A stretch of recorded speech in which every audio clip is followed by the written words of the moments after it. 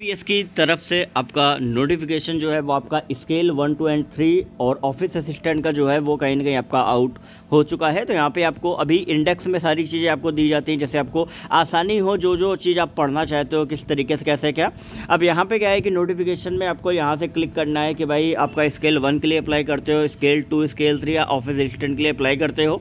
और यहाँ पर आपका पूरा यहाँ पर मैंशन किया गया है कि जो आपका एग्ज़ाम है स्केल 1, 2, 3 जो आपका आरआरबी का रहता है और ऑफिस असिस्टेंट का आपका रहता है, जो कि आपका अगस्त और सितंबर 2023 में आपका टेंटेटिव जो है वो आपका कंडक्ट कराया जाएगा। ठीक है, अब इसमें क्या है कि बाकी सारी चीज़ें आपको नीचे दी गई हैं और इसके बाद फटाफट से हम चलते हैं कि भाई यहाँ पर क्या।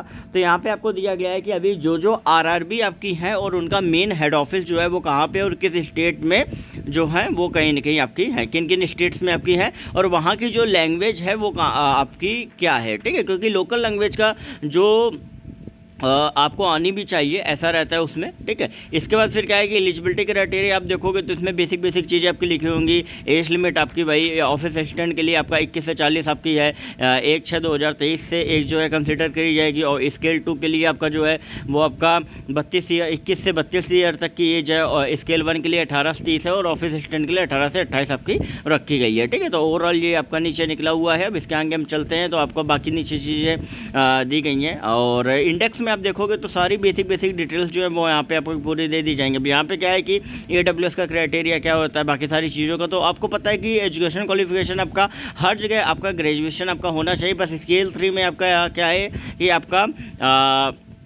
एक्सपीरियंस जो है वो कहीं ना कहीं आपका होना चाहिए। इवन स्केल 2 में भी है। ठीक है, स्केल 2 स्केल 3 में एक्सपीरियंस आपको होना चाहिए। स्केल 2 में 2 साल का, स्केल 3 में आपका 5 ईयर्स का जो एक्सपीरियंस है वो कहीं ना कहीं आपके पास होना चाहिए अगर आप स्केल 3 सीनियर मैनेजर के पोस्ट पे कहीं ना कहीं अगर आप जाते हो। और यहाँ पे आपको फ़ी लिखी हुई है कि 175। हालांकि ये फ़ी जो होती है वो आपकी GST एक्सक्लूडेड होती है, इसके ऊपर आपका 18% GST जो है वो आपका लगता है। और 1 जून से 21 जून के बीच में फॉर्म भरे जाएंगे। 175 रुपये है आपका SC ST PWD के लिए और बाकी OBC UR EWS के लिए 850 है। और ऐसी ऑफिस असिस्टेंट की भी सेम जो है आपकी रखी गई। अब यहाँ पे एग्जामिनेशन स्ट्रक्चर आपको दिया गया है। ऑफिस असिस्टेंट के लिए आपका जो एग्जाम है रीजनिंग न्यूमेरिकल एबिलिटी आपका रहेगा। 80 क्वेश्चन आएंगे, 80 मार्क्स के, 45 मिनट का टाइम रहेगा। स्केल 1 के लिए 80 क्वेश्चन आएंगे, 80 मार्क्स के, 45 मिनट का स्केल 1 का टाइम रहेगा। मेंस एग्जामिनेशन जो है वो आपको ऑफिस असिस्टेंट के लिए आपको 5 सब्जेक्ट्स आपके आप टोटल आएंगे और इनमें क्या है कि आपको 200 मार्क्स के क्वेश्चन 200 क्वेश्चन आएंगे, 2 घंटे का टाइम रहेगा। स्केल 1 के लिए भी सेम वही पैटर्न है, ज़्यादा कुछ चेंज आपका नहीं है।